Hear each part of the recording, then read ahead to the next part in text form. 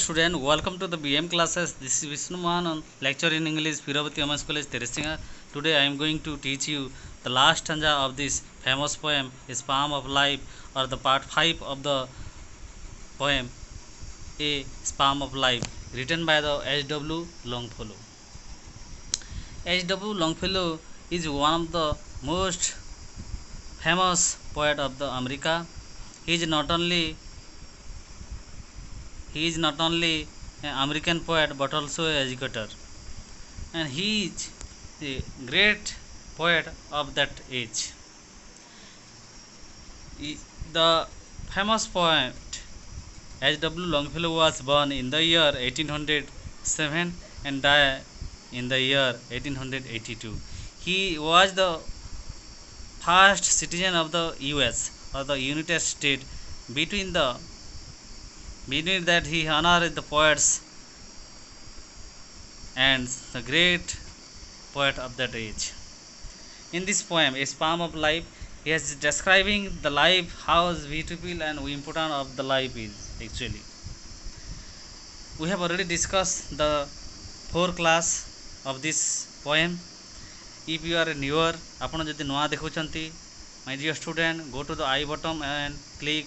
You can watch my other video, other classes, plus 2 second year art science commerce रो अन्य class सब देखिबा पई आई बटन रे क्लिक करी देखि परिबे। मो चैनल को सब्सक्राइब करी मते सपोर्ट करंतु, मते एनकरेज करंतु।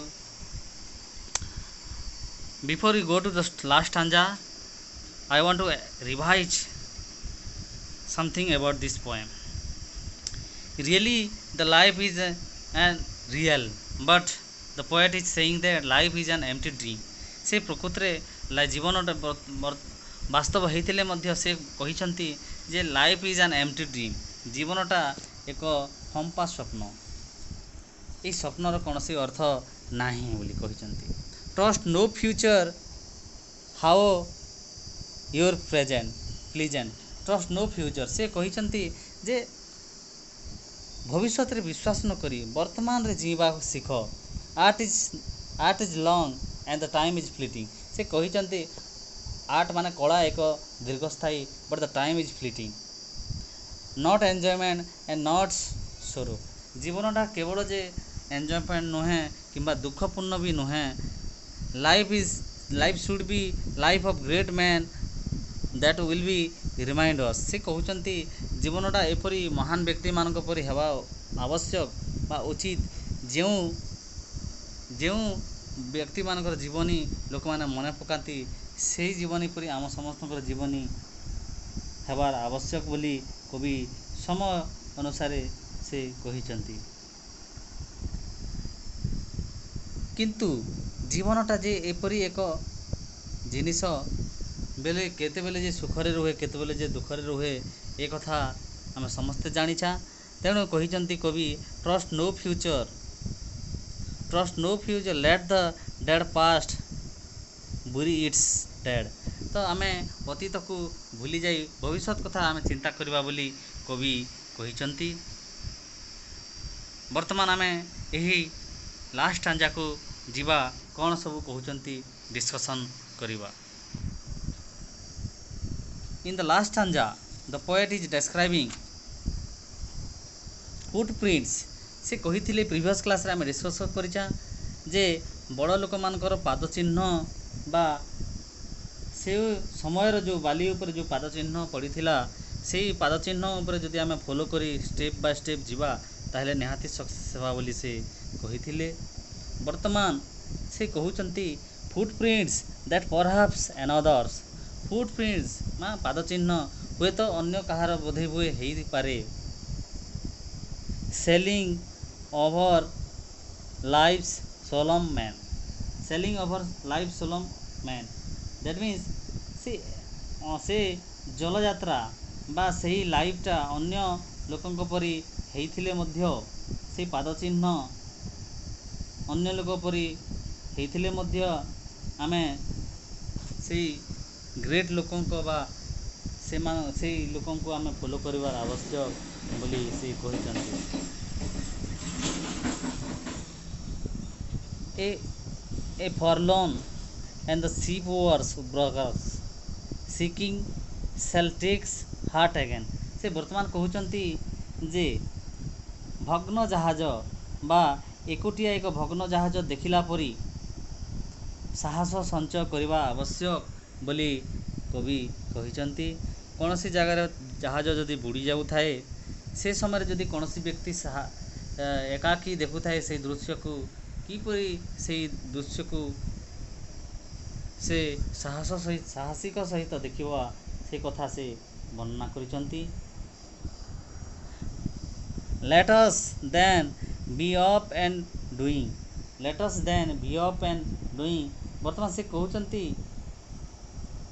जे get ready for any problem, जे तुम जीवन में जेकोसी प्रोब्लेम आसू किंबा न आसू जदि कौन सी प्रोब्लेम आसे से प्रोब्लेम को सामना करने पाई रेडी होइकी रहिबा को पड़िबो। World is the huge stage and we are the actor and actress, we have to do the performance and we have to do our role play and we have to complete our duty बोली से कहिसंती। जदि भारत बा सारा पृथ्वी जदि गोटे world जदि गोटे stage आम समस्ते गोटे गोटे चरित्र एक्टर एंड एक्ट्रेस आउ जदि वर्ल्ड गोटे विश्व जदि गोटे युद्ध क्षेत्र ताहले आम समस्त गोटे योद्धा आउ आम आसीचु पछघुंता देवाई नुहे आम आग को बढ़ी चलवा एवं get ready to face any problem.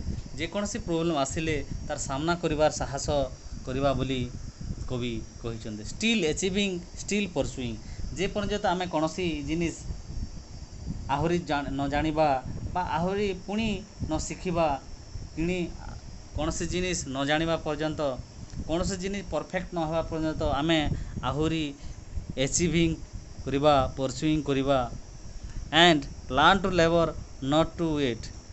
एवं आम काम कर चलवा परिश्रम करवा शिखिबा परिश्रम कर चलवा फलाफल को अपेक्षा करवा। आम दुनिया को आसीचु केवल जो फल आशार आसीचु ताहा नुहे आमर ड्यूटी जो काम करवा से काम को आम सुंदर भाव रे काम कर चलवा आउ आम फलाफल को मध्य अपेक्षा करवा बेले बेले फलाफल को अपेक्षा न करी मध्य आम आग को बढ़िबार साहस आम भितर रहिबार आवश्यक। आम समस्ते किपरि महान व्यक्ति मान परी व्यक्तित्व जीवन हेब से दिगरे मध्य कवि सुंदर भाव आम समस्तंकर जीवनी किपरि बृहत लोकंक परी जीवनी हेब बोली से कहिचंती। मु आशा करे यही पोएमटी निहाती भल लगी। यही पोएम रो पार्ट 2 बा क्वेश्चन आंसर डिस्कशन देखिबा पई मोर live class blackboard class white board class देखिबा पई मो चैनल बीएम क्लास को लाइक करंतु शेयर करंतु सब्सक्राइब करंतु। धन्यवाद।